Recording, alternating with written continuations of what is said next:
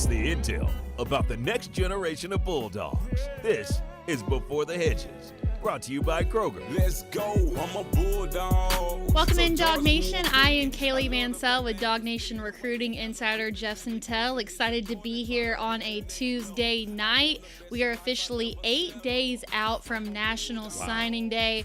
We've got so much coverage to come, but first we have to talk about the story that is on everyone's mind and, more importantly, everyone's social media feed. I know you've seen it all over. We've got to start with Jared Curtis. So we're going to get to that in just a moment, but first we'll show you what we've got going on for the rest of the show as well. No filter, Jared Curtis. We'll get into all the details, and then also, too, we'll do some updates from Saturday's visitors, including 2 new commits for the Dogs and 2 that the Dogs are still waiting on a final decision. Then, of course, we've got more countdown to signing day coverage. This week's going to be the underrated commits of the 2026 class. We'll follow it up with some highlight videos from the 2026 class as well, and a few others. We're in playoff season. Playoff season means big players making big plays, and then, of course, we'll follow it up with our Dawg of the week. But first, the big news coming out of this is Jared Curtis and the traction that is happening between him and Vanderbilt as we get closer and closer to signing day. We're going to get into some of those details, but I do think it's important to kind of lay out the timeline of what this looks like, because the early signing period begins on December 3rd, but he's going to wait until the final day. Why wait till then, Jeff? Yeah, I think, Kaylee, first of all, I guess happy early Thanksgiving to everybody. But I think people want to know, I think people are going to reach a saturation point perhaps with the story a little bit. Mm-hmm. So December 3rd is the start of National Signing Day, early National Signing Day. Jared won't sign that day. Most of his class will. He is going to be traveling to Chattanooga to play for the state championship game. Legitimate reason, most legitimate reason. December 4th, he's playing in the state championship game. His Nashville Christian team is trying to repeat as TSSAA state champions for Division II Class A. And then on the 5th is when he has his ceremony scheduled for his signing day at his school. So December the 5th, the day before the SEC championship game, that's when everybody will know. So you said a word in there, and I think that's probably the right word to describe this situation, is the saturation or the oversaturation of everything. Every time you get on social media right now, there's something new about the Curtis story, and it feels like there's almost so much information out there that it can be confusing. You don't know what's real, what's not. So at least from your camp, what are you hearing about Jared Curtis? So Kaylee, it's kind of funny. During our pre-production meeting, we kind of talked about it, and I kind of wanted to know, tell me how you really feel, Kaylee. Mm-hmm. And Kaylee, basically, who is a veteran consumer of recruiting content and media, she's like, it's just too much, man. It's just everywhere you look, there's just too much. Mm-hmm. I guess the first place to start is here's what I do know. I do know that Georgia fans should feel good about this commitment. I know that what I don't know is that people want the Curtis camp, somebody, his agent, somebody to come out and say, I'm a dog. Stop worrying, folks. We're good. I just don't know how much an 18-year-old kid has to do this over and over. Mm-hmm. When I wrote about it on DawgNation.com, I compared it to like the hot donut sign outside your favorite donut store. Does he have to flash red and black every day when a new report comes out? The last time Jared Curtis took a visit to Vanderbilt, remember, the last time he took a visit was to Georgia. The last time he took a visit to Vanderbilt, he came out with a statement. He made a statement. I believe he told On3 Sports this, as he said, 100% committed. I'm a dog. So does he have to do this? And, this is kind of the latest firestorm has been sparked by Tom Loy of 24/7 Sports, credible source, national analyst for 24/7 Sports. He works hard. He's got great sources. He came out with his opinion that he thought Jared Curtis will eventually flip. So is it almost at the point where this young man has to come by and, refute a lot of reports, or just everybody say, I'm good? I believe that he's doing this behind the scenes with Georgia commitments, with the Georgia staff. You see him promoting Georgia, pro-Georgia recruiting messages on his Instagram story. His mother is dropping red and black emojis. And some people don't like that. I will say this. Let me say that differently. Some people are kind of don't believe in those indirect signs anymore. Some people, I know some Georgia fans are basically, they think this is another Dylan Raiola situation. Mm-hmm. They think this is another 5-star quarterback, 11th hour. Look what's happening. Here's what I do know. I do also know that I don't think it's going to be about the money. The one card Vanderbilt has is they can get Jared Curtis on the field right away.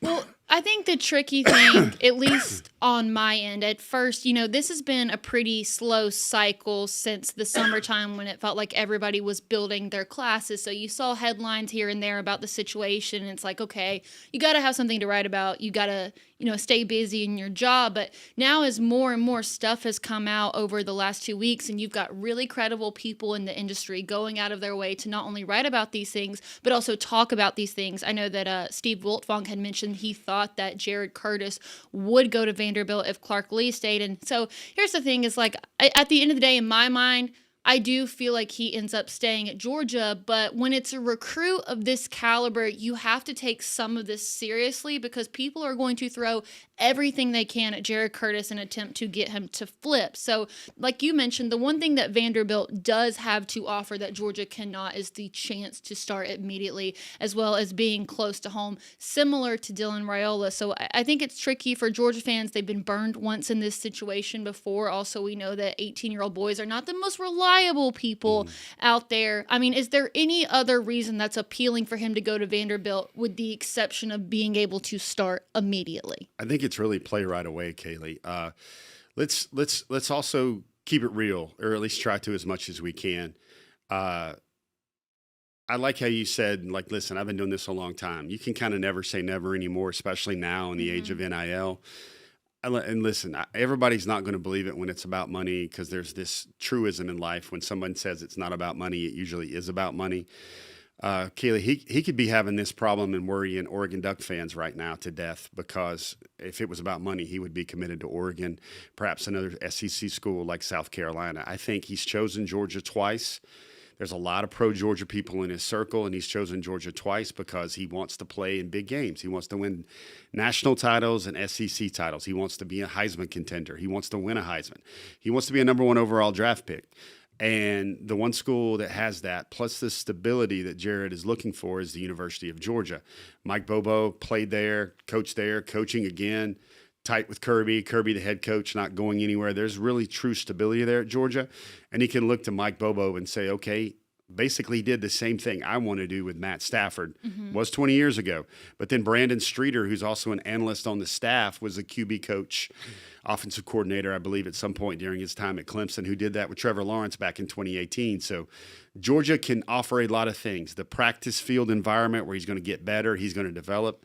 I think the Curtis family can look at Gunnar Stockton this year and see how well Gunnar has developed in his first year at Georgia and how well he's playing at an all-SEC level, and see that Mike Bobo in Georgia is going to be a good place and a good fit for his skill set.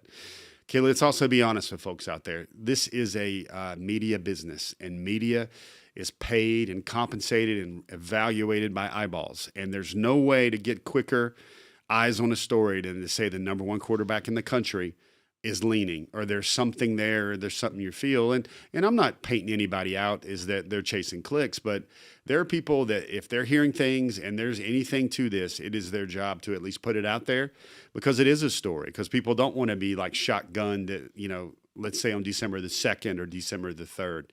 I still feel he comes to Georgia. I still feel all the reasons are the same.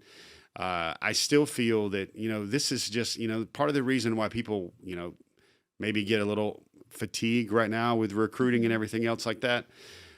He is a really, really good football player, and I can't kind of spell that out enough. I know there's Georgia fans out there. I see you on my timelines. I see you on my feeds that are like, man, I'm done. Just call me when signing day gets here or whatever. And this is a player that you should be doing, fist pumps, Tiger Woods fist pumps about, back handsprings if that's your thing, because he is just that talented a player, and what he could bring to Georgia would be kind of something we've never seen before. Okay, but I do want to unpack something that you said, and that's the fact that these media members, they have to have a source from somewhere. Someone has to be giving them this information that they're putting out. So where is all of this information coming from? Is it with people close to the Vanderbilt program, potentially people around Jared Curtis at the high school level, because we know his coach went to Vanderbilt? I mean, they're putting their jobs out there on the line to potentially say that this could happen. And I don't think that they're just going to do that for no reason. So where is this information coming from if it's not coming from Curtis and his camp itself? Yeah, and I don't think it's coming from Curtis and his camp. I believe that that circle was a little bit stunned by the report that came out from Tom Lloyd. I'm just going to let me give you guys a little inside baseball here. The way I've been a reporter 25 years now. Like the way I try to put things out as credible as I can is, especially with recruiting, is I almost have to play the Kevin Bacon game with it. I don't know if you know that game where you're 6 degrees of separation. I do know that one, yeah. So, Kaylee, what I try to do is now in this day and age, you better have 6 degrees of sources around that. And what does that mean? That means maybe sources around Georgia. That will mean sources around his high school football team. That would mean sources now around his agent. That would mean sources around the other staffs that are competing for this offer as well, or vying for this flip as well. You need to have sources, around Jared's inner circle, and somehow through the gumbo, the hodgepodge of all that, you're going to get some sort of truth. You're going to get, well, if you're not hearing that from one person, but you're hearing that from another person. It is in Vanderbilt's best interest to get his name out here. Now, first of all, Kaylee, we got to talk about what a farce this is becoming, because you got Diego Pavia shouting out his name at press conferences. That's a no-no. Last time I checked, that was a violation. They've got Jared Curtis chanting his name at the game last weekend. Obviously, he'd sell tickets, but I think what we've seen here is we've seen as good as Vanderbilt can get right here. People have called it, lightning in a bottle. They've got Pavia, who seems like he's played in this offense for 6 years. They've got 30-something plus seniors that won't be back next year. And really the card that Vanderbilt has to play is, hey, here's the keys. You can be our starter. He can't get that at Georgia. Yeah. I still feel, Kaylee, that you can start 1 year at Vanderbilt if you can survive the bumps and bruises. He's still closer to winning a Heisman, to being a number 1 overall pick, to playing for SECs and Natties, waiting and watching and redshirting 1 year at Georgia. I think the development curve there would be steep in Athens on the practice field every day. So, just the little things, Kaylee. I wrote about this because Vanderbilt has had 9 first-round picks ever. Georgia has had 8 since Travis Kelce and Taylor Swift have been dating. So, they've never had a national championship. They've actually had one guy back in 1952 that went number 1 overall, and that was a quarterback. But, if it's not even close if you want the goals around you. If I'm in Curtis's camp, I'm sitting there going, okay, who's going to get you the ball back at Vanderbilt? Who's going to be your playmakers? Who's going to protect you? There is no way, rhyme or reason, that Vanderbilt's roster for the next 3 years is anywhere close to what Georgia's will be like for the next 3 years. So these are all things you've got to consider if you have these big, lofty goals in front of you. So last thing on this from me, here at DawgNation, we are the voice of the fan. And when you see the Georgia fan reaction on social media, it feels very much 50-50. On one hand, you say, oh, well, this is clickbait. We know that Jared Curtis is locked in. Why would he go anywhere else other than Georgia? And then some people on the other end are like, you know what? Just let him go. Georgia will be fine on their own. Gunnar Stockton's coming back, this, and that. I feel like a lot of people aren't going to trust what anyone says until Jared Curtis says something himself. Now, I know that you said that he doesn't have to come out and say anything at all because he has already confirmed on multiple occasions that he is going to Georgia, but we haven't really got anything from him recently. So 2 things. Number 1, why would he be advised to not say something? And is there anything that he's maybe indirectly put out that could reassure people of his position with Georgia? Well, you do have the fact that this is what I think, and I'm trying to sift through all the weeds here, Kaylee. Mm-hmm. To the best of my knowledge, besides the fact that it's Vanderbilt here with Georgia and not Ohio State or Alabama, which is a pretty big gulf here between the two. To the best of my knowledge, his family has never taken a visit to Vanderbilt. That means official, not even official, but mom, dad, family, his, kind of adorable, nephew that was at the Georgia-Texas game. That would seem very odd to me for this to happen. And it's not driven by money for you do not really know the folks you're going to go play for, mm-hmm. First name basis, whatever, break bread, whatever, sit in the same room together. That would be very odd for that to happen. But, I'm trying to sound like, I've got teenagers right now, and they said, one of the main things you got to do now is you got to acknowledge feelings. And I acknowledge the angst about the Georgia fan base because Georgia, you know, I've had so many readers tell me some variant of this that, you know, Georgia just doesn't do well with the Ferraris or the Maybachs at quarterback. They do well with the Honda Accords or the Ford F-150s at quarterback, and it's just the type of guy. I really think Jared still wants to be at Georgia. There's a reason why he looked around, he backed it up, he committed to Georgia again. I didn't think he ever thought they'd be going through this process again. But I want to say this to the DawgNation people out there. I mean, I know it's frustrating, or you're like, why wouldn't he choose Georgia, or why is he backing things up? I just think it's a little bit different when agents are involved here a little bit, not like real people, so to speak. This is a family, multiple occasions, that really loves Georgia, that's really comfortable with him choosing Georgia. And I want Dawg people to kind of think about, you know, I do think this is kind of hurting his reputation a little bit coming in there when they should be like, you know, your favorite emoji, whatever it is, your favorite meme on social media, just gangbusters happy, BA chortle level 5 about Jared Curtis coming to Georgia. And, you know, I just want to let the people out there know that he's really worth it. Like, he's really this type of player. I know I get some pushback when, you know, I say things like the best high school quarterback prospect I've ever laid eyes on. I've seen him in a game. I've seen him in games he should lose by 25 points, and he finds a way to win. I've seen the arm talent. I see how hard it will be for him to get on the ground. I see the way just he plays the game of football. Now, we see 5-stars all the time, Kaylee, that can sling it. They look the part. They look like a future NFL draft pick. But I don't see them play the game at a 5-star level. What that means is can't be stopped. I've heard NFL guys tell me this guy's the real deal. So this is one of those things that, you know, you're going to want to be giddy and happy when this thing sees its course and he goes his way to Georgia. On the flip side, you know, there's somebody that what I just said there, that's not going to work for them. And they're going to go, well, we'll just go on to the next one. Ryan Puglisi, Ryan Montgomery. We almost must do our diligence here to say, you know, those are really good football players too that could make Georgia be a top 5 team regardless. And I do acknowledge that. But then, you know, Georgia is operating here from a position of abundance because that's what you should do. You should have your room so stocked that people don't know.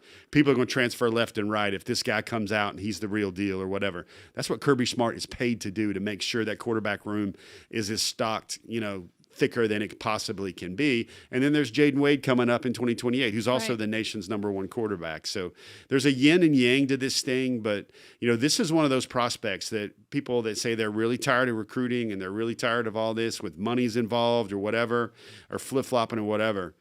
This is a player that I think is special enough to be worth it, and that's why Vanderbilt's making all this noise really, really late. And, again, he's the type of guy that I think I just want you to imagine the thought of Georgia having the best player in the country at quarterback with Kirby Smart's machine that he's built around him and that defense and that offensive line. Well, here's the thing, DawgNation. I know a lot of people say now that we don't care until that signing moment happens. Well, we're 10 days away from the Jared Curtis decision, so we'll know sooner rather than later. And, you know, as that happens, we'll have that discussion. But we've also got more guys who are going to sign with Georgia next week to talk about, whether that's our updated visitors list from last week. And we'll also get into the most underrated players of the 2026 class. So more on that in just a moment. But really quick, want to give a shout out to Kroger, who is going to be your hero for the holiday season.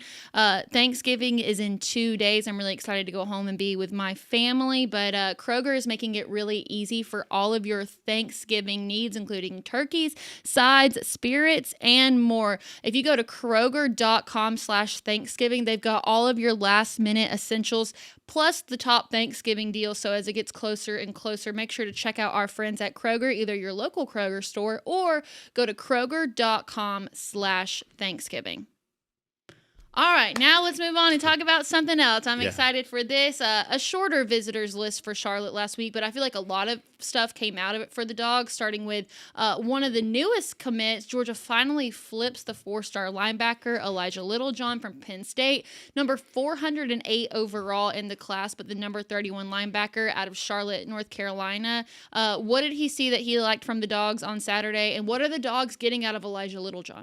Kaylee, if anybody is not aware of this joke, Georgia was also in the mix there with Vanderbilt for Elijah Littlejohn. The only other place that he visited besides Georgia since the James Franklin news was Vanderbilt. He took 3 visits to Georgia. I believe it went Ole Miss, or it might have been Kentucky, and then Texas and Charlotte back-to-back. He took his official. He's about 6'2", he's about 215, Kaylee. I think he's a hybrid-type backer. A lot of the best stuff on his film is he's playing off the edge. He's rushing the quarterback. 8.5 sacks this year through I believe, 11 games.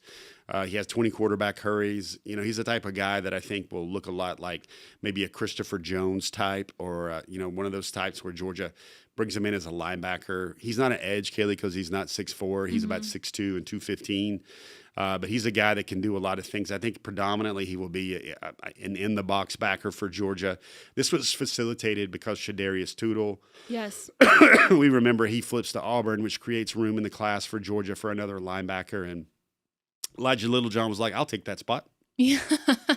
All right, so Georgia now has 2 linebackers in the class of 2026. Now we're going to move on to Tyreek Jemison, who's been at the top of our top target list forever. He's the 4-star interior offensive lineman out of Paulding County. This is 2 consecutive visits for Tyreek. I mean, at this point, what is he waiting on? It's actually 3. He saw Ole Miss, he saw Texas, he saw Charlotte. I spoke to him this week, Kaylee, and he's got a smart idea, and I'm not trying to be play on words there with a Kirby Smart idea. What I mean by that is his 2 finalists, they're basically Ole Miss and Georgia. He's got it. I don't disagree with his logic here at all. I think it's pretty smart. He's going to wait until Lane Kiffin's decision comes out before he makes his final decision. That's what he told me.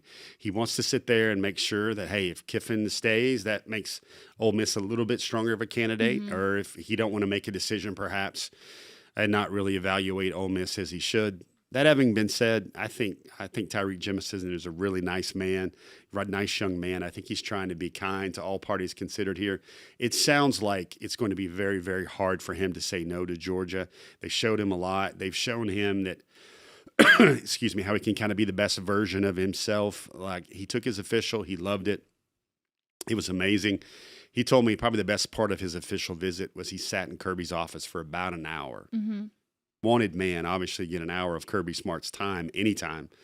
And Kirby told him about how much Georgia means to him and how much, he played here, he coached here, he came back here. He's pouring his life into Georgia right now, and he just was really kind of inspired what Kirby was saying there. Besides everything else, besides how successful he is, the number one thing is he thinks Georgia, he applauds how well Georgia puts guys into the league and develops them for Sundays, and that's really strong for him. He does know he would play quicker at Ole Miss. Yeah, that makes sense. It's probably part of the reason here as well. But he also knows that Georgia you can watch for 2 years and you can play 2 years and get in the league. Or he also can notice the guy like Dontrell Glover and Juan Gaston who came in right as freshmen and played right away. So Georgia has 2 different paths for what he wants. So is it more so that he would follow Lane, or he just wants to play at a school like Ole Miss where even if Lane isn't there, I mean, I don't know what that looks like. Is he wanting to wait to see if Lane's going to stay or Lane's going to go? Like, I think it's that. Important? I think he just wants to know that is another data point for how to look at Ole Miss. All right, and so now we're going to move on to Blake Stewart, the 3-star safety. Also consecutive visits for Blake Stewart. When is a decision coming from him? So Blake Stewart, obviously another guy that visited Georgia back-to-back, Kaylee. These are a legion of back-to-back-to-backs, kind of like your favorite baseball lineup with everybody going back-to-back-to-back with some unofficial and official visits. Blake's still playing football with Woodward Academy. They're still alive. They're still alive with their football season, the GHSA state playoffs. I think that one went well, Kaylee. I think Miami's in there, but I think he likes everything he's seen from Georgia development, the way they play. Georgia really needs to hit its safety in this class, and they see him as a really versatile safety type guy. Really love his film. Kaylee, he's like a region player of the year. I believe he'll be a 2-time All-State guy this year. He's like third on his team in tackles, Kaylee, but he leads the team in receptions, receiving yards, and touchdowns. Very smart, very physical, very instinctive player. So, with all these things, Blake Stewart, he liked what he got the chance to see from Georgia. I think he felt the love that he wanted to see from Georgia. He felt like he'd be wanted. And then, to me, really, Vanderbilt's another school in here. Michigan's a school in here. Miami's a school in here. But we must be very honest to say when we're watching a guy visiting like this late and he decommitted from Clemson and Clemson is no longer in the picture here as well, that I think Georgia is putting itself in a very good spot.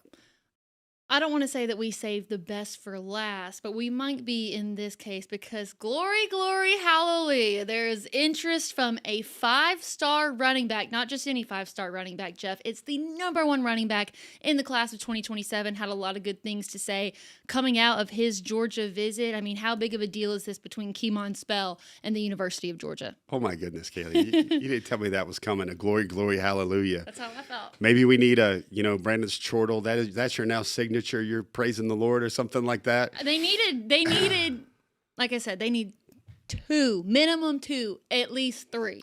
So first of all, folks, okay, you out there in the church, in the choir, let's make it biblical in Sunday morning service here. Those of you that feel 2027 is too far away and the guy might flip or make 12 decisions between now and then, Kemon Spell out of Pennsylvania, number 1 running back in the country.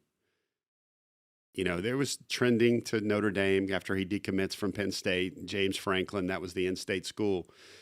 He was really loving him some Notre Dame. He even made the love, thing that Jeremiah Love does when he scores.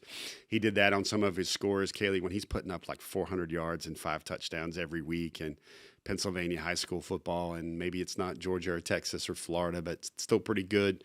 He's in a big metro area there. And no longer Notre Dame is the kind of the team to beat. Georgia is now seen as the team to beat. Mm-hmm. Kaylee, I would love to have a little word of caution, even though I'm going to be that guy to your glory, glory, hallelujah. We need to maybe put that on a clip one day for you. And every time Georgia gets a running back commitment, we might have played that reel, but it's running back, Kaylee. And what have we taught you over the years about running backs in the modern era? What is the number one thing that 5-star running backs want? Money.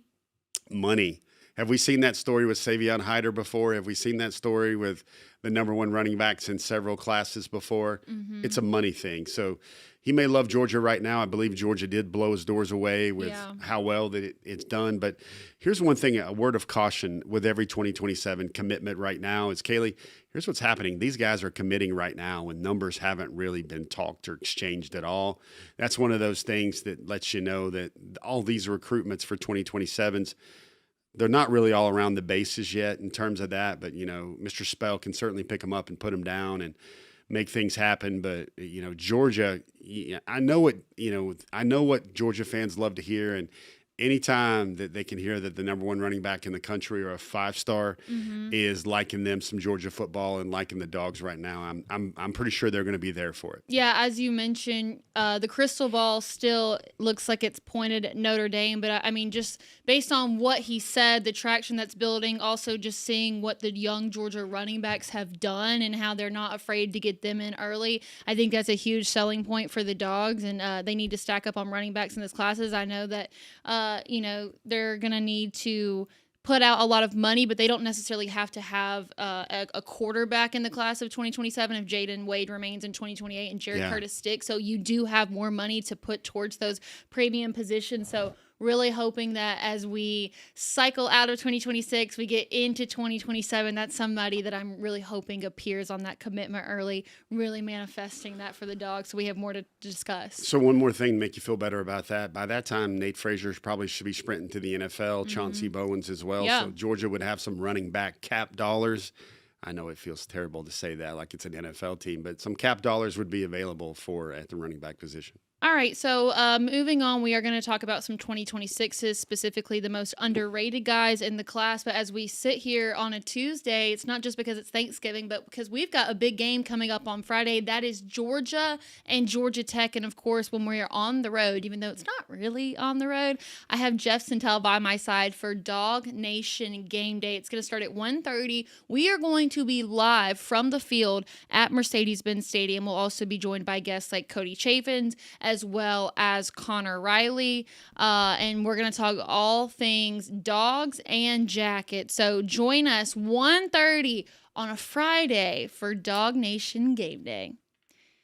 Okay, so, oh my gosh, we're, I can't do quick math in my head, 8 days away from signing day? That's correct. So you know what that means. It's countdown to signing day. This is DawgNation's Countdown to Signing Day, brought to you by Kroger. And the topic at hand for today's countdown to signing day is going to be the most underrated players of 2026. And it's so funny because you look at this list, it's all going to be 4 stars, but maybe should be ranked higher for a few reasons. So we're going to start with the 4-star athlete, Tyreek Green, out of Buford, 163 overall. He's the number 8 safety. For me, having seen him in person, I think versatility should give him a boost. Plays both sides of the ball for Buford. Has been a terrific running back for them this season, but really where he shines is on kickoff returns and punt returns. So I know that they're grading him based off the position that he plays alone, but if you're seeing him as a whole, the athleticism that he has, I understand why we kick this off with him. Kaylee, ma'am, maybe our segment, we should do one of these for like best nicknames, because Ty Boogie right here has got a pretty good one right here. He looks like he is kicking up his heels on the dance floor. A lot of times when he's dancing in a green grass for Buford, one of the strongest teams in the nation, definitely the state of Georgia. And Georgia needs a safety. We mentioned that a lot on this program, but there's going to be some temptation to let him do something in the kick return game, kickoff return, perhaps punt return game. But, he's coming to Georgia to strike people, to cover guys, to basically be that enforcer on the back end with a lot of ball skills. I mean, really, KJ Bolden, the Buford pipeline you got here, he's one of 2 Buford Wolves coming to Georgia in this class right here. There's a lot to like about Super 11 selection, Ty Boogie Green right here. From the moment that this next player committed, that's the 4-star wide receiver, Brady Marchese. I mean, he's always been underrated, and I will say over time, his ranking, he has moved up slightly. Currently, right now, number 134 overall, number 20 wide receiver in the class of 2026. Super fast. That's the one thing that's undeniable about Brady Marchese is the separation that he's able to get against the defenders, and also to the incredible ball skills that he has. The catches that he makes, the contested ones, always finds a way to go up and grab those. Haven't seen a lot of drops from Brady Marchese, so I do feel like he minimizes the errors in which sometimes we see in the game with wide receivers specifically. He's a guy, Kaylee, that I know you're not gonna dock me any points for as an analyst for saying this, but the hit rate with Northwest Georgia prospects is pretty good right now, right? Especially guys, playmakers at wide receiver. And Brady, he makes the touchdowns. He's a 1,400-yard guy. He's going to have 15 touchdowns for a Cartersville team that's still playing.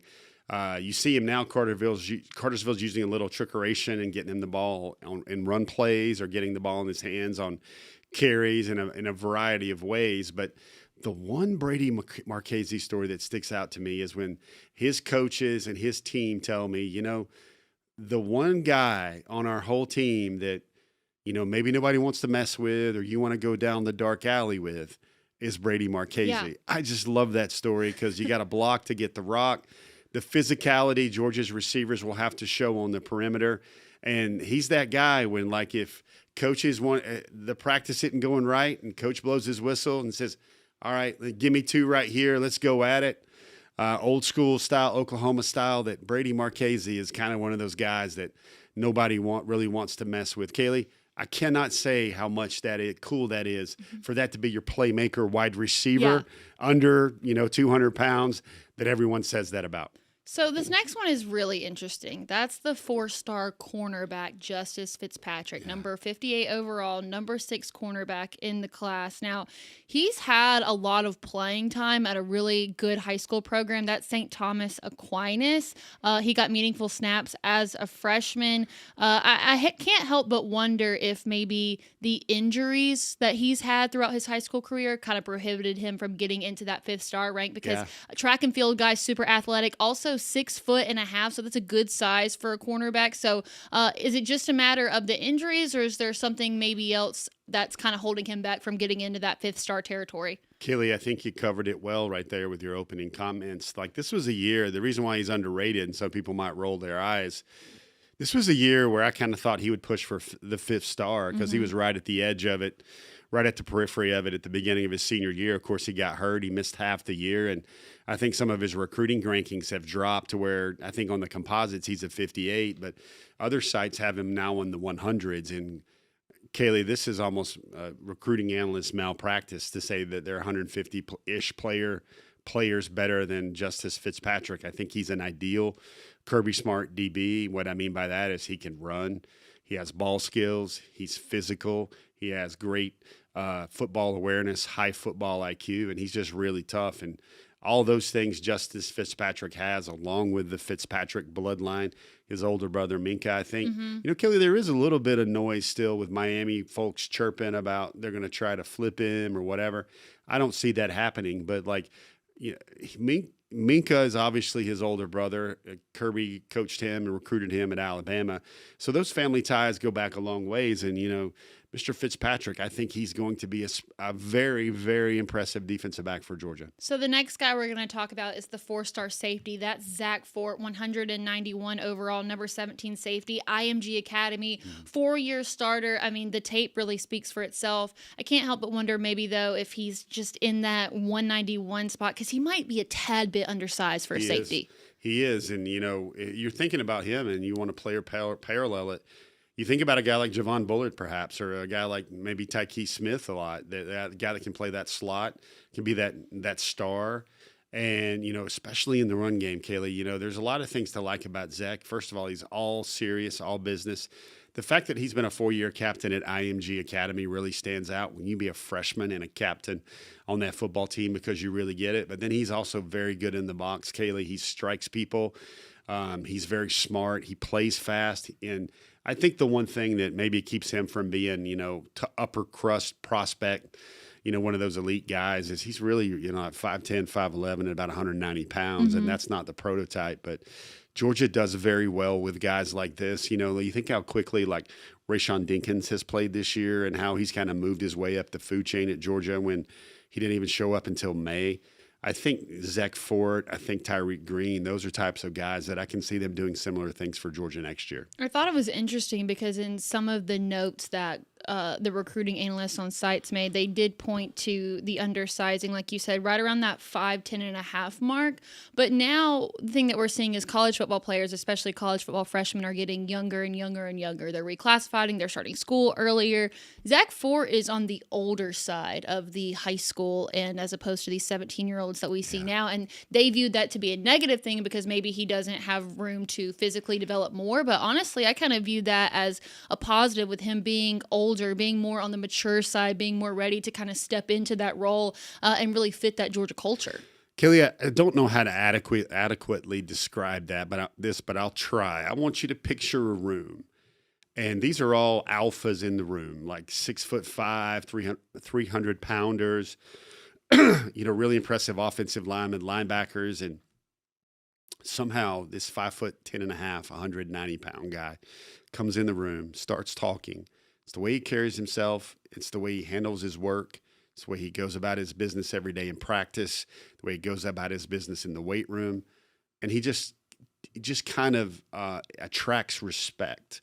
And that's one of those things I think that's really hard to find. You heard Kirby Smart this week talk about toughness and how hard it is to find toughness on the recruiting trail. Well, I think with Zach, he's one of those guys that has really great street cred with players, and it doesn't matter what his size level is. People know he's a dude. So this next guy, definitely not underrated because size is an issue. That's going to be the 4-star tight end Lincoln Keys, who is 6'6", 245 pounds. Now on the composite, 221 overall, the number 10 tight end, but 247 has him as high as 107 with the number 6 tight end. So is it just one of those things that all the sites have him as different things, and so the average ends up being something way lower than what his ceiling could be? Well, because Kaylee, I just wanted to kind of do due diligence here because we see a highlight from Caden Prothrow where 2 touchdowns he has every week, right? And he's the near 5-star guy who was once a 5-star. And then Braden Fogle, the young man, the other tight end out of Ohio, is another playmaker, really athletic, kind of a basketball player out there. And one thing about Lincoln is he's different than both of those guys. He's going to be a mauler in the run game, kind of like Oscar Delp. He's going to be a physical enforcer, but look how big he is, and look what he's doing in a lot, moving guys around, but also catching the ball, moving pretty well in space, and he's going to be really hard to bring down. But key point I want to make here with Lincoln, I got the keys, is he is a guy that has a senior year bump. And what I mean by that, Kaylee, is like he's now rated in some spots. I think you noticed that as the number 6, the number 7 tight end in the country. When he committed to Georgia after the Tennessee game last year, he was like the number 30, the number 25 tight end in the class. And he was even in the teens, prior to his senior year. So what he's done is they see that big frame and they see what he can do with that big frame. And that's a college level athlete, a size athlete right there that's going to be a great fit for Georgia. So one thing we're going to do is shine some light on some 2026 players, show the highlights that they had this past Friday night. But we do want to remind you guys that signing day, so close, it's almost here. Of course, we're going to be live Wednesday afternoon to celebrate the class of 2026 as they officially become Dawgs. Hopefully, we're going to have some special guests. And then, of course, we will be right back here before the Hedges live.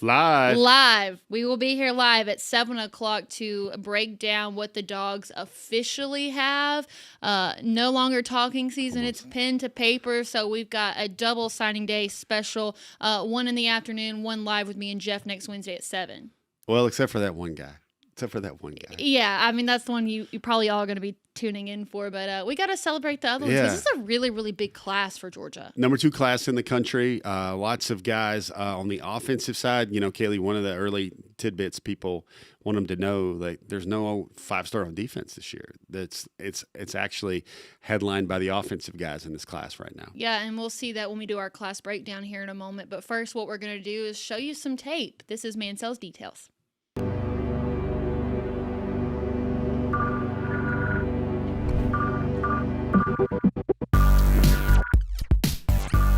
Just like we started the show with Jared Curtis, we're going to start details with Jared Curtis as well. We've got a few different things to show you. We'll kind of talk through it. So still playoff season for Jared Curtis. We know that he's going to be playing in the state championship next week. A combination of what he can do in the air, on the ground. In total, went 15 for 23 with 3 touchdowns to 1 interception. Also added 86 yards on the ground, plus another touchdown in a 41-7 win. Jared Curtis has had no issues in the playoffs so far this season. Trying to repeat, that matters a great deal to him. Trying to go undefeated, that's something that also matters to him and his Nashville Christian team. Wearing those fluorescent neon green cleats in all the clips this year. You see Jared, listen, number 1 quarterback in the country for a reason, Kaylee. Last thing we can say about him here is that he is in the chase for the nation's number 1 overall player, not just number 1 overall quarterback. Yeah, so one of those underrated guys that we mentioned was the 4-star wide receiver, Brady Marchese, who has been a consistent force on our list this year. Look, right here, what you're going to see, it's a classic Brady Marchese go route. But what I think is funny is 2 defenders see him. One keeps chasing, one gives up, because at that point he's like, nah, he's not going to make it. Yeah, I kind of wonder what exactly he was running right here, but I'm going to give everybody the benefit of the doubt because it was a pouring rainstorm when did this, and he housed it for 6. And so he finishes the night with 4 catches for 118 yards and the touchdown that you just saw right there. 64-0 win against Warner Robins. They will also be the primetime Friday night game, Cartersville and Kell. Now let's go on to somebody who has already won a state championship. That's going to be the 2028 tight end, Asa Wall. You see it right here. Look at this run. That's a tight end on the run. Spin move right there. And love the head-to-head contact. 45-yard run for Asa Wall. And then you see the next one right here, just a 1-yard touchdown run. Love the Wildcat formation. Finishes the night with 7 carries for 66 yards and the touchdown you just saw there, as well as 12 pancake blocks. Yeah, I think that's the big thing. We want to shout him out as a state title dog, but like the 12 pancakes, you think that made Todd Hartley smile when he saw that on the stat sheet right there? Again, Mr. Wall, Asa Wall, is a Georgia legacy. He's the son of former Georgia fullback J.T. Wall, and just a sophomore, and he's already got himself a ring. Someone that we haven't seen much from on the tape this season has been P.J. Dean, the defensive lineman. Oh, my God, these plays right here are insane. Watch him track down this running back right there. That's a big defensive lineman, but he moves so quickly. We'll play it again in slow-mo. Comes off the defender to chase down the running back. I mean, that's just good ball knowledge right there. Big frame of reference here for PJ is this year was a on-the-job training year for PJ. What I mean by that is last year he was a 5-star offensive lineman, but this year he's transitioned to the defensive side. He's the brother of former Georgia center Jared Wilson, who's now starting for the Patriots, one of the best teams in the NFL. And this was him trying to figure out how to play edge, how to play defensive end, get a lot of reps, get a lot of snaps under his belt. And Kaylee, looks like he's doing a pretty good job here figuring this stuff out. Yeah, you think this one's impressive? Just watch this next one right here. You see him right there in the corner, 88, chasing down a wide receiver. The guy never sees it coming. Yeah, PJ, one thing that the Dean family, the Wilson family has is they got quicks. They got fast feet. They know how to, I remember his older brother, his coach told me that it's like he's running on pillows. That's why his feet come up and down off the ground really well. And again, this guy's going to be a defensive end for Georgia. He's about 6'4", about 260 right now.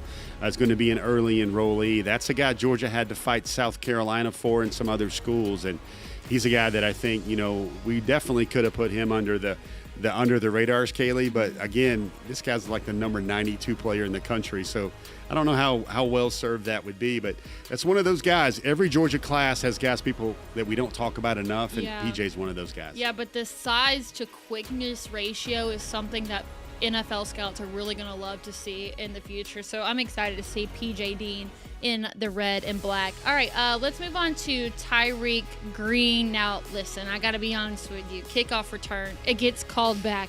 But it's still so impressive to just watch the athleticism, how many tackles he breaks. One right there, you're going to see another one just zooms right past him, and then after that, he's gone. He's just got a whole nother gear that he can kick things into, so it did get called back because of a flag. That wasn't on him. If it weren't for that, it would have been a 92-yard touchdown run, but he's been doing this all season long. Yeah, Kaylee, and you had a 92-yarder called back, and I think he still had a $150 in kickoff returns in the game. And this is what, on the down low, Tyreek is doing something. And, everybody's like, is he going to be the state player of the year? Is he going to be all state? Maybe not. But shows you how good of a team he's on, Kaylee, where they don't have to squeeze a whole lot out of him. They just need about 10 carries. He gets about 70 yards. He gets 2 scores. He makes about handful of tackles on defense, and that's a typical Ty Boogie game.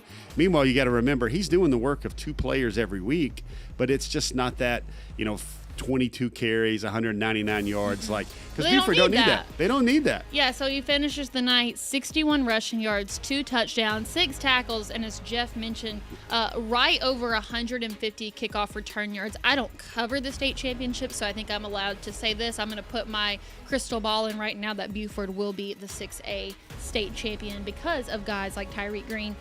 2 other players we wanted to give a shout out to. One is one that I had the chance to see on Friday night. That was Jay Lamar, 21 carries for 93 yards, 4.4 yards per carry. Didn't have any touchdowns, and they did end up losing, but he was doing all of the dirty work. He was the only one on the Colquitt County team that could even just get a little bit of momentum, so I don't think the stats reflect how important he was in that game, and that's a really, really tough Grayson defensive line to go up against. So once he gets behind a better offensive line like at Georgia, he's going to be able to increase those numbers. Got burst, got quicks, but Kaylee, I got to tell you about this details. I'm gonna drop a name of one of your favorite shows.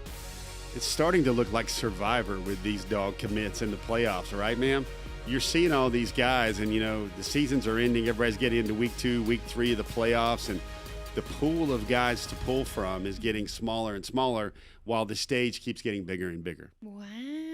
I love a Survivor reference. Jeff Probst, my second favorite Jeff that I know. Oh, wow. All right, let's move on to Caden Prothrow. 3 catches for 59 yards, 19.7 yards per reception. That's typically what we see him do each and every week. Minimal catches makes it count. 2 touchdowns, 44-24 win, and he's got the opportunity to win a 4th consecutive state championship. So that's going to be Caden Prothrow. Now it's time for our Dawg of the week.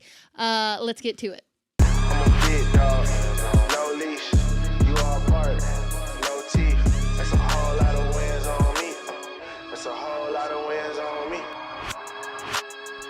I love it. I love it. A 3-star interior offensive lineman that's playing both sides of the ball for Carrollton. That's Zakai Helton, listen, I can't wait to show you guys this blocked extra point. Also, 2 pancake blocks on the night, 2 quarterback curries. But the stats that don't get enough credit, he was part of an offensive line that paved the way for 22 carries for 228 yards, plus 3 touchdowns, and allowed for 9.5 yards per carry for Carrollton's run game, which is a really huge deal.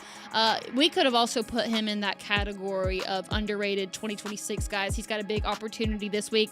But let's show you probably one of my favorite highlights of all time. This is going to be the blocked extra point from Zakai Helton. Just the athleticism of a big guy. Crazy. Yeah. And the celebration, too. He's got the jumping up and down. Kaylee, there's so many terms. You know, people say grown, ASS man, a dude.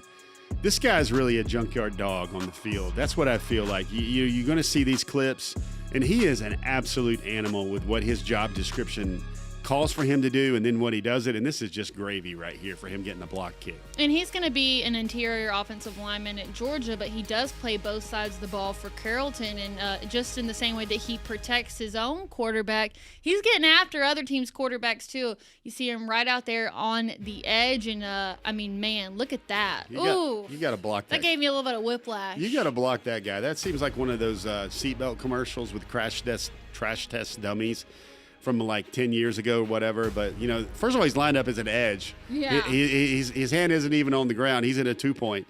And meanwhile, somebody had a missed call, because if you block anybody on that line, you want to block this guy. Kaylee, on the low, on the DL, this guy's been a dominating defender for Carrollton as well. And, oh, by the way, I can't wait to see what happens in that matchup between Grayson and Carrollton this week. We've seen a lot of really good pancake blocks. I feel like especially in the back half of this stretch on Before the Hedges, this is just another great one added to the list. Offensive linemen don't get enough credit for how exciting those are, but just pushing them down on the ground, making them look silly. So I like that we get a range of different things from guys like Zakai Helton. You know, one of the things on this highlight reel for this week is he's really just manhandling some dudes on pulls. Like he's playing a tackle for them a lot this year, although he's going to be a center or a guard for Georgia. But he's coming around on pulls, and you're just like, you feel for that young man, because you're like, oh my gosh, that guy with a full head of steam, it is unfair. All right, so with that is going to be our Dawg of the week. We only have maybe 1, 2, 3 more weeks of details, and then we're going to give out our Dawg of the year, which is a really big deal. Kaylee, correct me if I'm wrong, but I think that's the second honor for Zakai Helton this year. I think he's gotten a Dawg of the week earlier in the year, so props to that young man. I think he's one of the best stories, might actually be the best story, off the field story in the class, how he lost almost a fifth grader worth of weight. Mm-hmm. He lost about 100 pounds. One time he was committed to Alabama. Georgia stood by his side. He told me Coach Searles just kept saying, man, I just need you at 275. I just need you at 275. And once he got to 290, it was all good and everything else. They just wanted him to get to 290, and obviously that way his committable offer became a take for sure. And the way he's played, the way he's kept getting better, as he's kind of dealt with some, every 6 weeks I think he gets some medication for his Crohn's disease, which caused him to lose that weight. And man, he is a fiery guy. Another guy, I get Dontrell Glover vibes watching Zakai. I like that. Look, why don't we show you who else is going to be joining Zakai in the 2026 class on the offensive side of the ball. No new names to add to the list this week. We've talked about a lot of these guys. We've done enough on Jared Curtis, Jay Lamar. I want to focus in maybe on this tight end group that we have between Lincoln Keys, Braden Fogel, Caden Prothro. Can you just talk about the individual roles that they're going to have to play? And out of those three, who is the one that's most likely to come in and make an impact right away? Yeah, it's going to be interesting what happens with Caden, because I think what they're going to try to do is they're going to wonder if, him and Elias Williams, getting him on the field at the same time potentially. Good luck with that. I think they all offer different things. You got the size element. That's going to be a red zone weapon. And Caden Prothro, Kaylee, one of the things I wanted to comment about was I think he's still right around 42% of his high school catches have went for touchdowns. That's an insane number, by the way. I don't care what level you're playing at. Fogel's kind of that smooth operator guy, has a lot of maybe like Lawson Lucky type tendencies in terms of he's going to be a great route runner. He's going to have some speed. He's going to have some athletic ability. He's got some competitive excellence as well, because he's a former All-State basketball player. And then you've got Lincoln, who we talked about before, is one of the most under-the-radar dogs in the class. How he's 6'5", he's about 235. He's going to be one of those attached tight ends that Georgia's going to follow behind. He's going to flash some ball skills as well. He's going to flash some speed and playmaking ability as well. But, it seems a way Georgia always finds great football players at tight end. And that's why those guys help on special teams. And that's why, Todd Hartley seems to get about 2 or 3 every year, because he finds guys that fit so many different roles on the Georgia football team. So now let's move to the defensive side of the ball, where we do have a new name to the list. That's going to be Elijah Littlejohn. Now that gives Georgia 2 linebackers in 2026. Is there a chance that maybe Georgia snags one more, whether it's from the 2026 class or from the portal? I think that would happen. And, 2026, Georgia's looking at an in-state guy there a lot.